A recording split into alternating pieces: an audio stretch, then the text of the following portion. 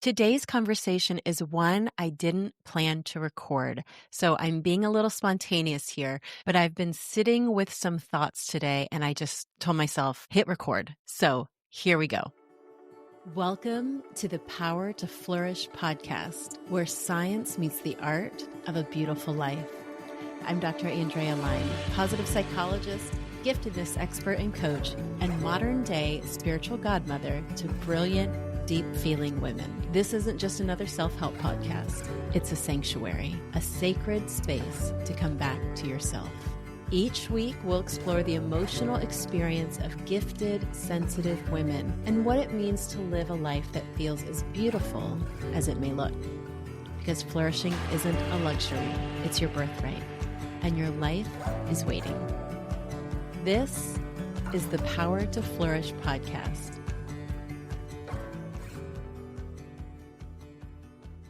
I was talking with a few girlfriends recently, and we were reflecting on the holidays and just how different the holiday season can feel and family dynamics that come up, all the inevitable things that come along with being women, navigating our growing families. And these women were at different life stages. All of us were just like across the board, which I love. It's so fun getting together with women of different ages and stages. And I was sharing with them how last Christmas, my daughter came home to visit for the holidays, flew 5,000 miles from Hawaii as she normally does. And we were all, my husband and I and my daughter, were all very well aware that this would be the last Christmas together that felt just this particular way. And that's because she was expecting her first child. So we were so excited, of course, and all the family was getting together and celebrating all of this. But there was this other part of it, this other layer that was just a recognition, like, things are changing. The season is changing. And so I was sharing with my friends how this Christmas, now a year later, fast forward, the baby has been born. We have our beautiful granddaughter, and my daughter is beginning a new life with a new family. And it's so beautiful and so precious. But what that means is that everything in our family dynamic, how we've known it up till now, is changing.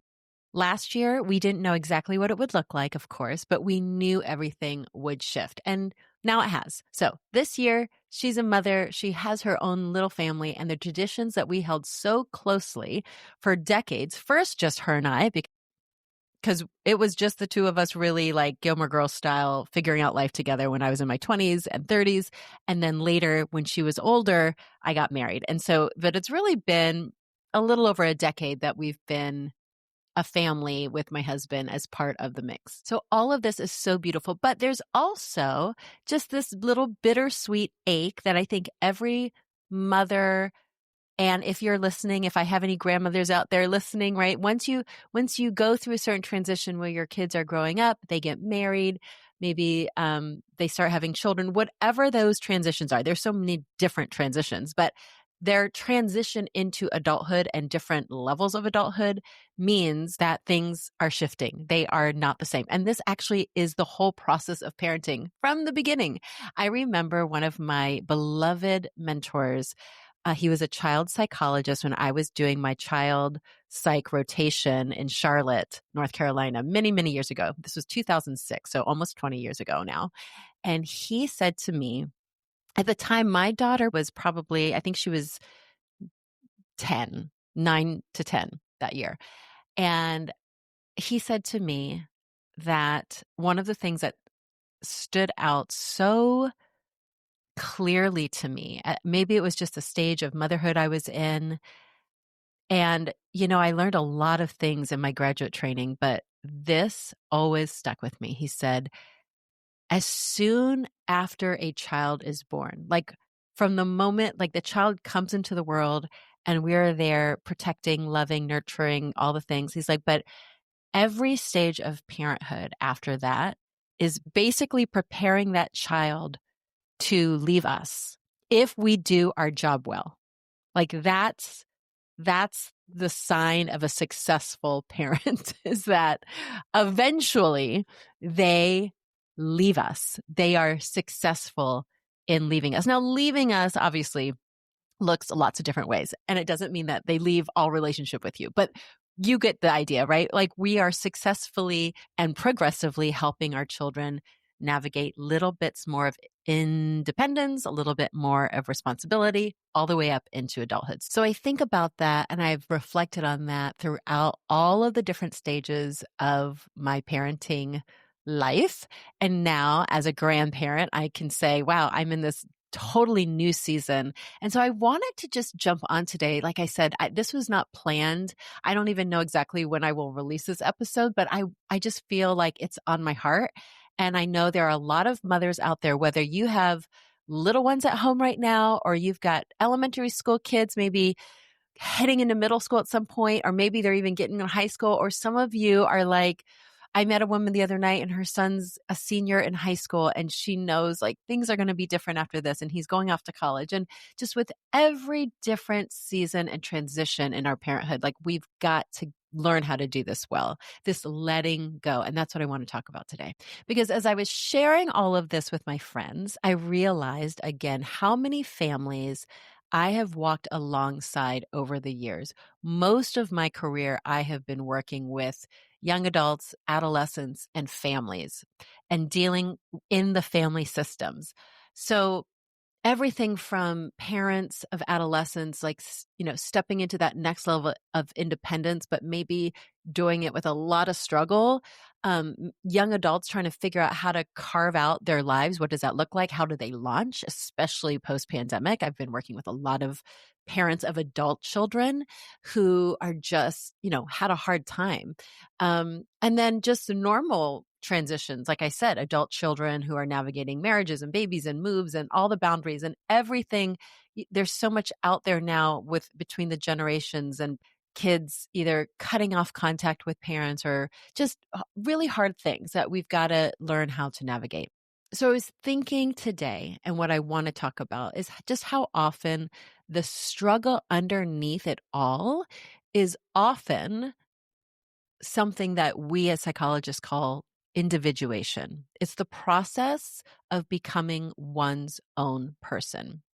And if I'm being honest, this season is inviting me once again to live out what I've been teaching for decades and what I've been trying to practice, of course, as a parent for as long as I have been aware and have done the best I could. Not perfectly, of course. So today, I want to offer just a gentle reflection for you as part story, a little part teaching about what it means to let our children, whatever the age they are, grow, evolve, and separate, and how that separation, when done well, is one of the greatest gifts we can give them. So I'll just start by sharing the story that I was sharing with my girlfriends, which is I said to my daughter when we are trying to plan when we would be visiting them, if we would be visiting them, how we would be visiting them for the holidays this year. And I said to her, what ideally do you want your Christmas day? How would you like that to look? How do you want to feel? What traditions do you want to be able to do as a family? And this was just between her and I. And of course, that's, also for their family to figure out together. But I was asking the question because I don't want to assume anything. And I know as a mother and a wife, I wanted to be able to create my own, with my husband, our own family traditions. I had traditions that I had with my daughter before I got married, but then it was important for me as we became a new family unit to create some new traditions. And obviously you're integrating things and there's an extended family that you have to think about. There's so many different dynamics and different expectations from different sides of family, but it's really important. And for me, I wanted my daughter to have the freedom and feel like she really can choose and not worry about me and my feelings about what she wants to do on Christmas. So we were able to have that conversation. And so I feel really good about the plan that we have in place. we will be traveling out a few days after Christmas so that they kind of have their time in their home. And then we will be coming in happily to celebrate with them and be with the baby and all of the good things. But as I was sharing all of this with my girlfriends, I said to them, the reality is my husband and I will shift into and accept that on Christmas Day, it's going to look different. Our daughter will not be there with us. We have our normal Christmas breakfast traditions. We have our normal Christmas Day traditions. We have our Christmas Eve traditions. And this year, it's going to be different. And that's okay. But my girlfriends were like, well, what are you going to do? Like, how are you going to handle that? Right. And so this is why I've been thinking about it all day. I was like, I know I will handle it. Sure. Well, I wish some part of me that like we were all together and doing our Christmas crepes the way we always do. Yes. And do I also know that when I see her, if we want to make Christmas crepes together, a few days after Christmas, we can also do that, right? For me, it's not about the exact day. I have flexibility around that. But I know for sure that some women really have a much harder time with these transitions. And there's this instinct to preserve what was like at all costs, this like clinging to the way it's always been. And underneath that clinging is just simply a very human, natural, deep longing for that closeness, belonging, continuity, right? Like that feeling of a family staying together. And so I want to just highlight this because sometimes we try to maintain that closeness in ways in a control. Sometimes we don't like to use the word control. I feel like it's a trigger word for some people, but I'm just going to say it. Sometimes we are trying to control a situation and maintain closeness through almost this rigid demand that it be a certain way. And that way of trying to maintain closeness actually damages relationship.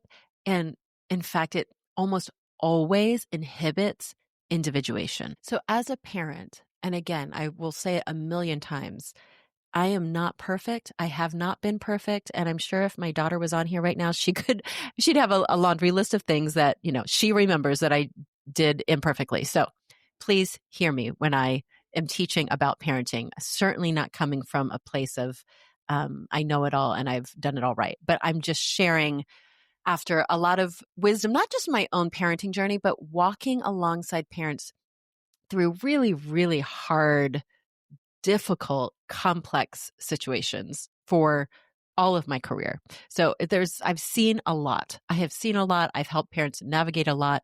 And what I will say is that when we extend with such intentionality, this it's a form of generosity. It's a form of love, I believe, but we're passing on this, not that they need our permission, but whether we like it or not, even though our children could be fully grown adults. My daughter is 28 at this point, but we are giving them the permission and freedom to live their life without passing on guilt, without passing on the pressure, without them feeling like they're being held hostage to some like tradition and way that, you've always done it in your family.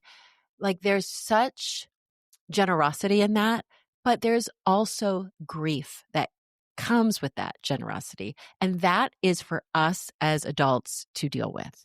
Our sadness, our grief that comes at every stage of our children growing up and needing us less is very normal and human and natural. And we've got to grieve. That is the part. That is not for our child, whether they're 10, 15, 25, 45. It's not for them to manage for us. That is our responsibility. But I have decided in my own little life that I want and choose the sacredness of becoming and being the mother and now a grandmother, a leader in my family who blesses my child and their family and the generations that come after rather than clings. I do not want to be one who is clinging to something in the past. As precious as it was, it is no longer here, and clinging to it never makes a situation any better. So as I was thinking about this today, I had this image come to mind and I want to share it with you. I'm a very visual person. So all of a sudden I had this image of a cell, like I'm back in ninth grade biology class and I'm opening up the big, thick textbook and I'm learning about cell division. Do you remember this? Cell division. And I want to use this illustration because I think sometimes we use words like individuation and all these like psychological terms and people can be like, okay, I get it on some level, but help me grasp. So I had this image. When you see a cell multiply, right? Basically divide into two whole cells, right? This is how they're multiplying. I asked myself, what happens if they don't fully separate? I don't actually really know because I am not a biologist and I did not go deep into that subject in my college years.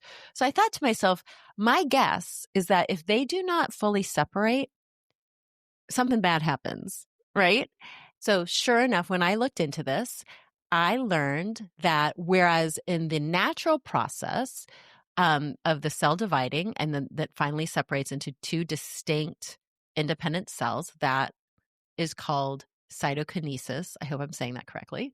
Again, not a biology major. But if that separation doesn't happen properly, a few things can occur. And I want you to listen to this very closely and think about how this translates into our parenting life. So if the cells remain fused, they don't fully separate, you are left with an unhealthy, dysfunctional cell. So sometimes the cytoplasm doesn't fully split, and you've got this then like multi-nucleated cell that doesn't function normally. Like it's obviously that's not what is meant to happen. It may grow irregularly. It probably will fail to mature, or at the very least, it loses the capacity to do what it was designed to do. Also, failed division can lead to disease. Improper cell division is associated with, hear this, tumors, developmental abnormalities, or the cell simply cannot survive long term. And the last thing that can happen is that the organism loses resilience because healthy functioning depends on each cell having its own integrity, its own boundaries. If you like picture the cell in your textbook, right? It's got its own boundaries and its own distinct role. So in other words, when a cell cannot or does not, for whatever reason, fully individuate, the entire system is weakened, not just the cell or the cells. The entire system is weakened. And as someone who relies and has relied heavily, so for, again, my entire career on family systems, I don't know why I've never thought to use this metaphor or illustration for families, but I am sharing it now because it just came to me today and I was like, I've got to record this podcast. So this is such a beautiful and breathtaking metaphor for your family system, right? Our children they are not meant to remain fused to us. We may know that, but we may act in different ways, right? So the goal always is a healthy separation, which does not mean, it does not equal emotional distance. That's not the same thing, but it is a differentiated love. So I want to just pause for a second because I realize I can like throw out these terms and I just want to be really clear and define for you really quickly what I mean when I say individuation and when I say differentiation. These are both terms that we use in family systems, in like thinking about psychological development. Both are really, really important. But individuation is the actual separation process. It's the movement away from heavy dependence and toward autonomy. And when this gets mixed up along the way, again, when the cell doesn't fully separate, we can start to see problems develop, right? But this individuation process, it includes everything from like developing independent opinions, so your children, having different opinions than parents. I know it's really hard. It can be really hard depending on what the opinion is. And this does not just mean teenagers. I know we often think, okay, we know in adolescence, this is what happens. But guys, if you have little kids, I talk with moms who have, like, I was talking to mom the other day, this week. She has a daughter, I think is 5. And she was telling me that she and her friends who have, children around the same age are like bracing themselves for this age. And I was like, why is that? Because I was really curious because I don't think of 5 as being anything particularly challenging, but it was just like, again, a version of 5, that growing independence. I mean, but that is true at every age, every year they get older, they're becoming more independent, or I would argue they should be becoming a little bit more independent. Obviously developmentally appropriate, to the age and stage. This could include things, this individuation can include things like making decisions separate from parents. Now, again, this is developmentally appropriate, right? They may not be making those kinds of decisions when they're little, but as they get older, forming an identity that's outside of the family. This can be really hard for some families that are that have a strong family identity. And I think a strong family identity is beautiful, but not at the expense of the individuals in the family being able to be who they are outside of the family, right? There's got to be a balance. This also is establishing boundaries and then ultimately stepping into adulthood. So when we see kids going through adolescence, young adulthood, into adulthood, and they're just not able to make one of those transitions easily, it's this issue with individuation. Individuation is about, again, separation and identity formation. It says, I am me. It's what helps our children stand on their own 2 feet. I am me. Now, differentiation is staying connected while staying yourself. So it is about the connection without fusion. So when you think of those cells that are fused, that is not differentiation. That's fusion. That is not healthy. That is not good.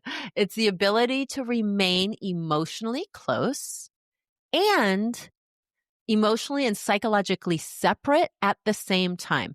You can't actually, again, I'm so visual, but think of those 2 cells. Those 2 cells, you could envision them being far apart or close together. Far apart or close together. But if they're fused, they literally can't actually be farther apart or close together because they're not separate. You can only be close and far apart, like that level of intimacy can only be measured when they're separate. So when you are fused with your child in an unhealthy way, you may think you're emotionally close, but that is not actual emotional closeness because there's no separation. Does that make sense? So differentiation says, I can stay true to myself even when you feel differently. That is a sign and mark of maturity, not just maturity of the child. It's a mark of maturity in the system that every member in the family can stay true to themselves, even when another person in the family, whether it's a parent, a child, sibling, whatever, feels differently. That's healthy. Your emotions are yours to hold. Mine are mine. We can be emotionally close, but still separate. And finally, I don't have to collapse into you or pull away from you in order to stay whole. And a lot of what we can see in those adolescent years or even beyond, if it is a little bumpy, is this push-pull because there's not a natural or like the permission to become differentiated. So the child is doing everything they can to figure out how to navigate that relationship because it's developmentally appropriate and healthy for them to individuate and differentiate. So differentiation is really more about maintaining yourself in the relationship. It's the art of closeness without losing yourself.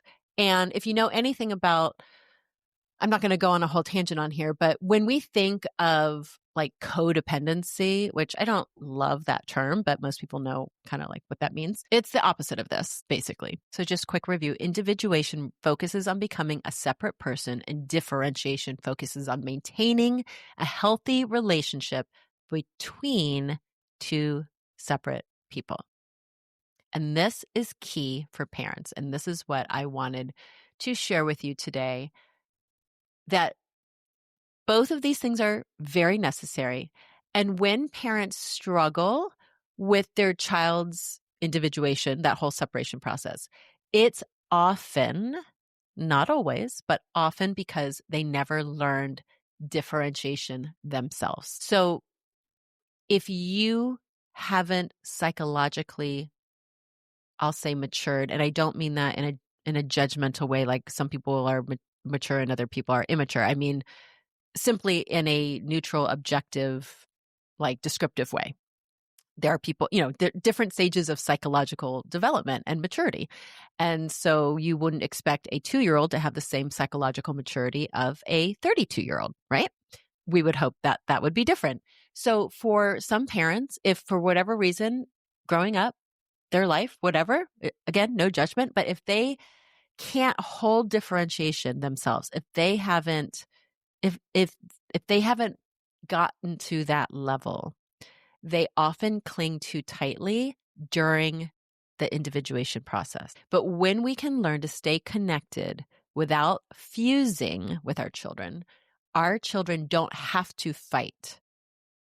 They just can simply grow.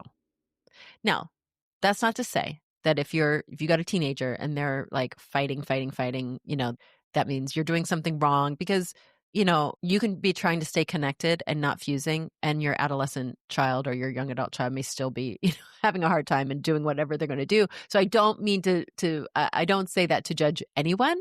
It's just sort of kind of like a rule of thumb, something to think about as you're looking at your relationship with your child. Again, whether they're 25 or 15 or maybe a little bit younger. And I'll just add this quickly. For many gifted, emotionally sensitive, highly attuned, sensitive moms, I think that, and I've worked with so many of these kinds of moms.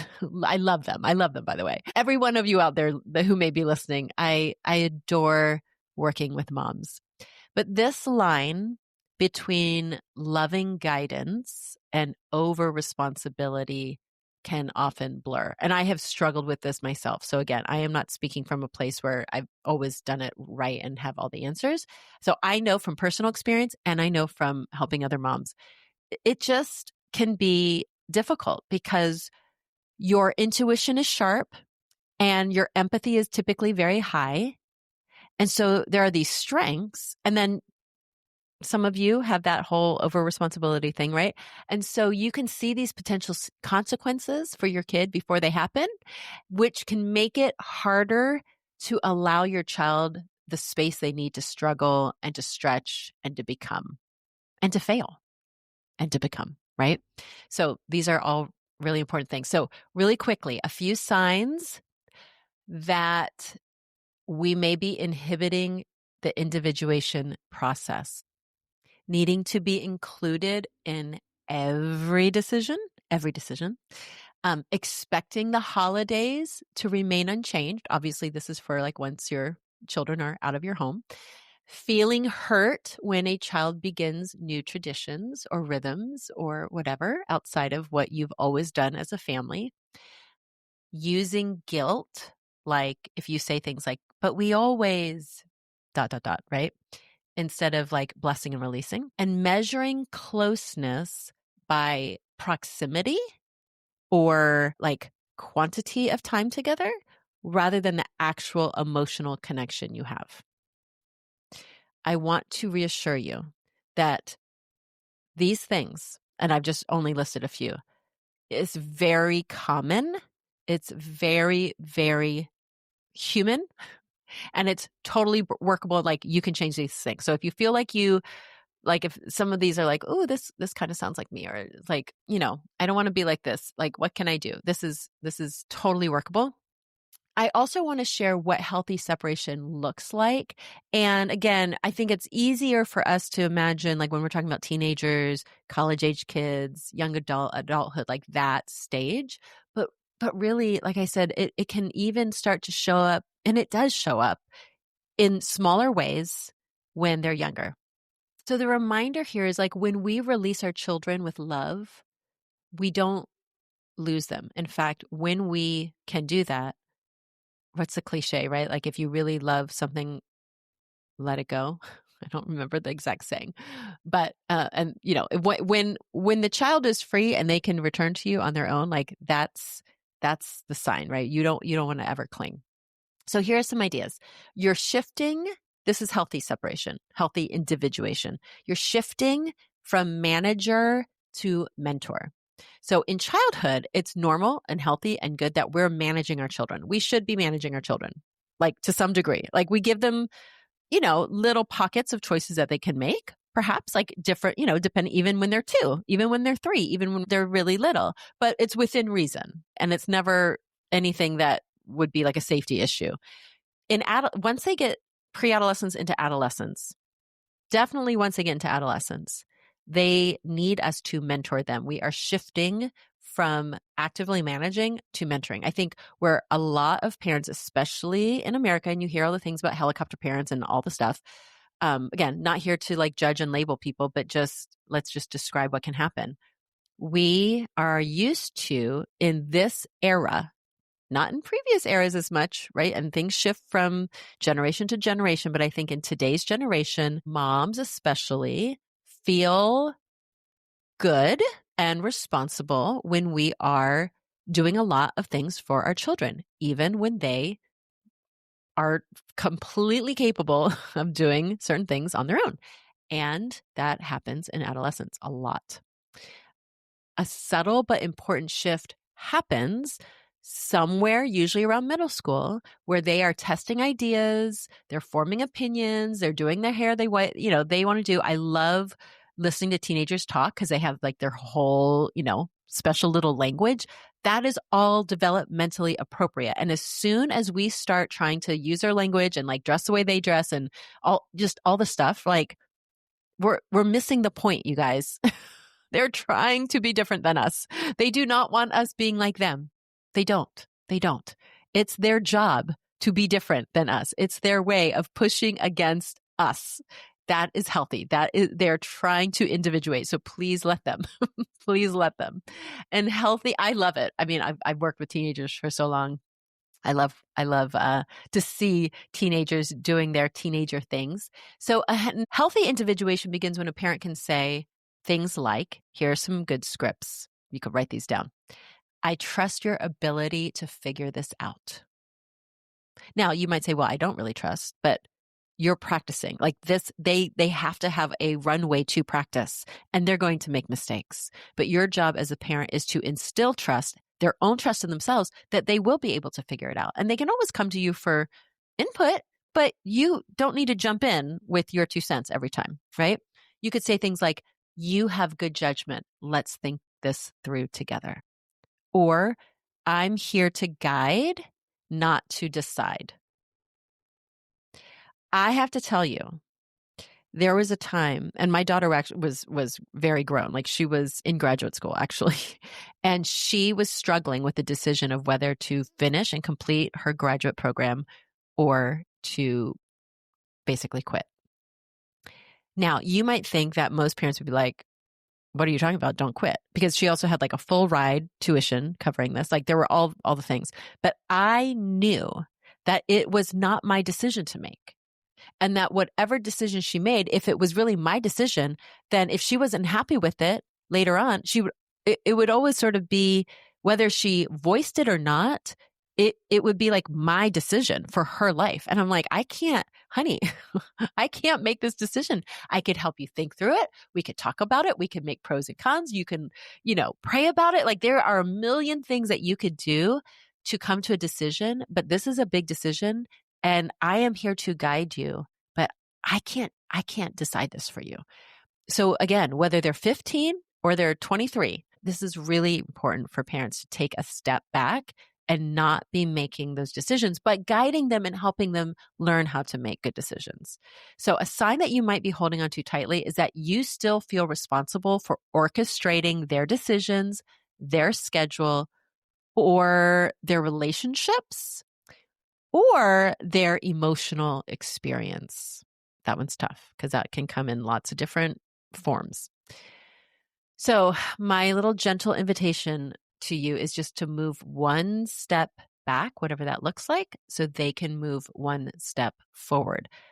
Just practice with one little step back. That shift builds confidence for you and for them. So again, shifting from manager to mentor. The second thing that in a healthy separation individuation process that we see is that there's this indicator, what I will call emotional differentiation, where your child learns to feel something without needing you to fix it, rescue them, or absorb the emotion as your own. This honestly was hard for me. It's hard. I think because I was a single mom and I had an only child, like it was the two of us. And so we were like, oh, so close, so close. And I knew it was going to be hard. But so I can speak from a lot of experience, but parents can hold on too tightly when a child, this is a sign, when a child's disappointment feels like failure, like they're disappointed and like it's hard for you to just sit with that. When your teenager's mood ruins your day. This I remember distinctly having to practice when my teenage daughter, she was early in the teen years, and I just remember it would mess with me. It would mess with me. And I'm not proud to say that, but I remember that was around the time when I started, my mantra to myself was, like nothing will rob me of my joy. Like even my 13-year-old's bad mood today is not going to rob me of my joy. Like I can't let this ruin my day just because she's having a bad day, and vice versa, right? We want them, like they're different people. It can also, parents are holding too tightly if a conflict or a boundary from the child feels personal. You take it very personal, or you're rushing in to smooth or solve every discomfort. So again, we're letting their feelings belong to them. This is a sign of healthy emotional differentiation. And just keep in mind that your child's emotions are not a referendum on your parenting. They are just simply signals of their own inner world, which they are allowed to have. We all have our own inner worlds and our emotions. And learning to navigate those emotions is part of becoming a whole human being. It's just part of the process. So you can be present without being pressured to make everything okay. And again, I'm speaking to myself. Third, we want to make space for their emerging selves. Individuation doesn't happen overnight. It doesn't even happen over just a few years. It is a slow, beautiful unfolding of their identity that is over a long period of time. And parents who struggle later, what I have found when their child becomes an adult, and I work with a lot of parents of adult children, not just teenagers and not just young adults even, but when they're struggling later, it's often because they missed the opportunity to make space for that unfolding earlier. So if you have younger children, this is so good. This is so good because like you can plan ahead. You can be aware and do things differently. So you might be holding on too tightly if you expect your child to value what you value, like what you like, or think how you think. This is the opposite of letting their own selves emerge. If we do not create space for them to do that, they will not. They will grow up and become adults who don't know what they value, who don't know what they like, and they don't know how to think. That is exactly what will happen. They will be so fused psychologically with you that they can't think outside of what my parents like. And trust me, I know adults who have struggled with this, and it's very hard to break that.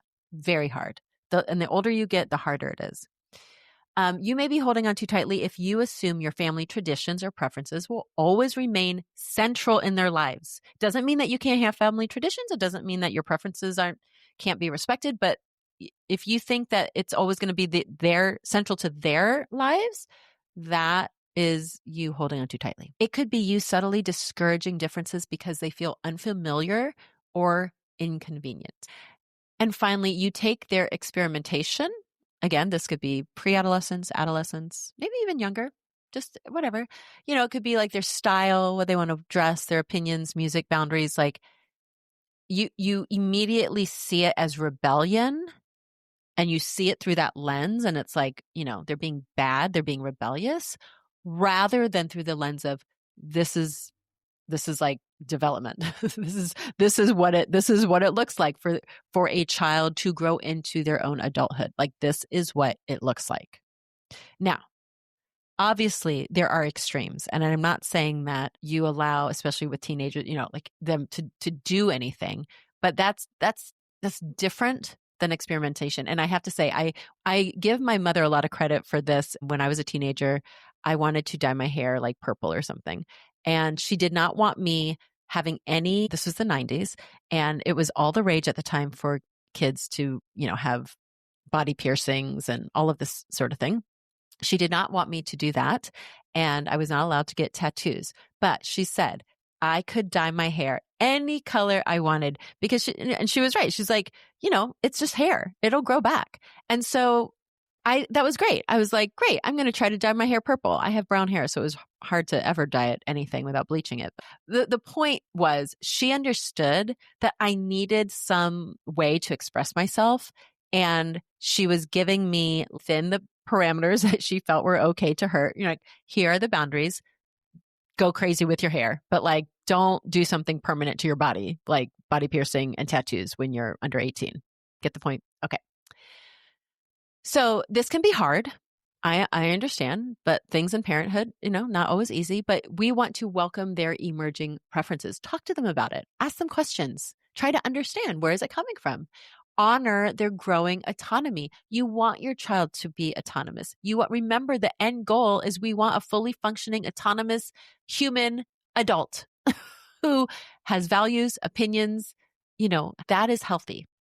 And let the uniqueness of who they are and who they're becoming surprise you. Like, my daughter, we have a lot of things in common, but we're different. She's her own person. I love it. I love who she is. She is uniquely her. That's not to say that as she was growing up and becoming more and more of her unique self, there were definitely things that she was doing that I was like, I wouldn't choose that for myself. But guess what? She's not me. I'm not her.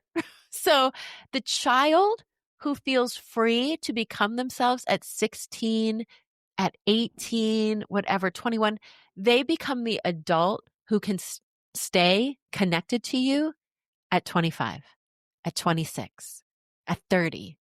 And if that's what you want, as a reminder, God help us that we get to live nice, long lives. Most of the years that we spend with our children, they will be adults. So here's the stuff to be thinking about while they're younger. Because individuation doesn't begin at 18. I think this is where parents get tripped up, because we know whether it's the like arbitrary age of like, oh, adulthood at 18, or like that's the year they go off to college. And then all of a sudden it's like, well, this seems really abrupt. Like, how are we going to handle this? If you are not planning ahead, if you are doing everything for your child all through high school and you are not preparing them in increasing ways for more responsibility, for more decision making, for more opportunities for trial and error, if you do not plan that runway well, and then they turn 18 and whether they're going off to college or they move out at some point and get their first job, it's going to be hard. It's going to be hard for you, and it's going to be hard for them. So just keep in mind that this process begins the moment our children start stepping into themselves, which starts early, like 2. It starts at 2. Maybe a little earlier than that if you've got a really strong-willed child. Strong-willed children, they run in our families, so I'm used to that.